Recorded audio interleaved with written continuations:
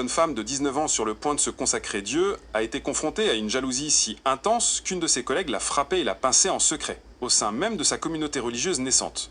C'est l'un des défis extraordinaires auxquels le sœur Jean-Baptiste a été confronté à Mouramba, une période incroyablement formative de sa vie. Sophie, comment expliquer une telle hostilité dans un cadre où l'on s'attendrait à une certaine solidarité? C'est une excellente question, Malik, et cela met en lumière les tensions complexes qui existaient même au sein des premières institutions religieuses au Rwanda. Sœur Jean-Baptiste et une autre jeune femme, Félicita Niyetega, venaient tout juste de l'école normale. Elles ont été envoyées à Mouramba, une mission appelée Tsingogo, par les sœurs Benebikira. Elles y ont rejoint un groupe de 5 aspirantes pour une nouvelle école secondaire pour filles, fondée par Monseigneur Aloïsi Bigiru-Manwi. Donc c'était un projet important, avec Monseigneur Vigirou-Mwami, qui allait devenir le premier évêque noir d'Afrique centrale à sa tête. Qui étaient ces filles de Monseigneur qu'il avait amenées avec lui? Ce qu'on appelait les filles de Monseigneur étaient des auxiliaires de l'apostolat.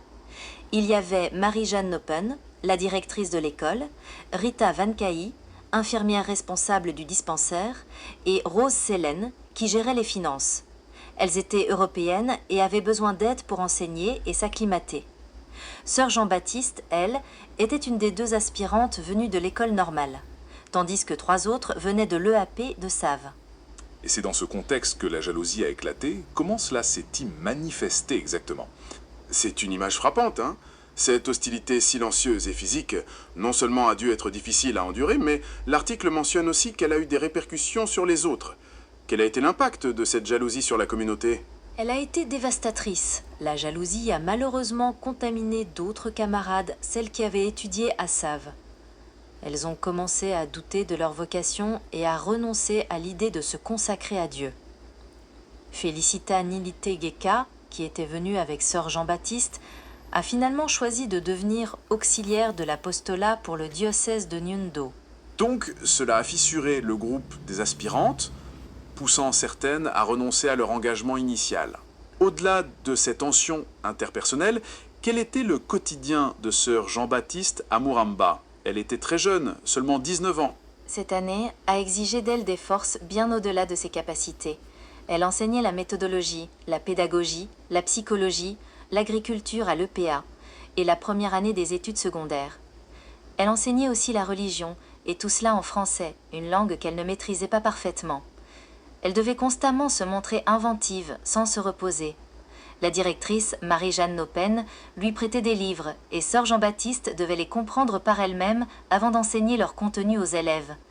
Elle était épuisée, mais heureuse de sa collaboration et du travail accompli. C'est une charge de travail colossale pour une si jeune femme. On sent aussi un conflit intérieur. Les filles de Monseigneur la traitaient bien, la poussaient vers leur propre chemin, mais elle avait une autre voie en tête. Comment a-t-elle géré cette tension entre les attentes de son entourage et son propre appel? C'était une période de discernement intense. Monseigneur Bigiru-Mwami, Marie-Jeanne Nopen et Félicita l'ont beaucoup encouragée et l'aimaient profondément. Ils souhaitaient qu'elle devienne auxiliaire de l'apostolat pour prêcher plus rapidement auprès des Rwandaises.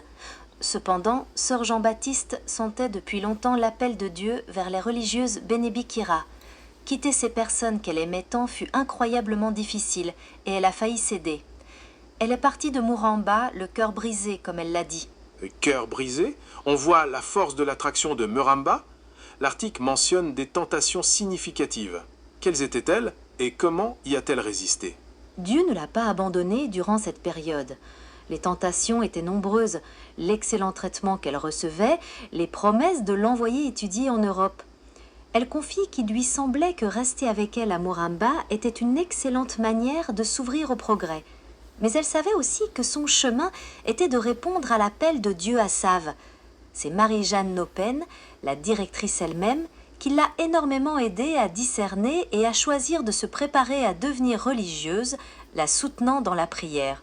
Sœur Jean-Baptiste la remercie toujours pour son rôle dans la construction de sa vie spirituelle. C'est un témoignage puissant de l'importance du mentorat, même de la part de quelqu'un qui avait une vision différente pour elle.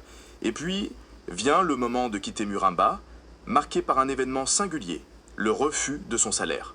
Exactement. À la fin de l'année scolaire, un inspecteur de Bujumbura est arrivé avec un salaire pour toute l'année. car elles avaient travaillé en tant qu'aspirantes non rémunérées. Beaucoup de ses camarades ont été séduites par cet argent et l'ont accepté, abandonnant leur projet de consécration. Mais sœur Jean-Baptiste, elle, a refusé son salaire, demandant qu'il soit remis aux supérieurs des religieuses Bénébikira de Savet. Son ardeur pour la congrégation était telle qu'elle ne voulait aucune occasion qui aurait pu devenir une tentation.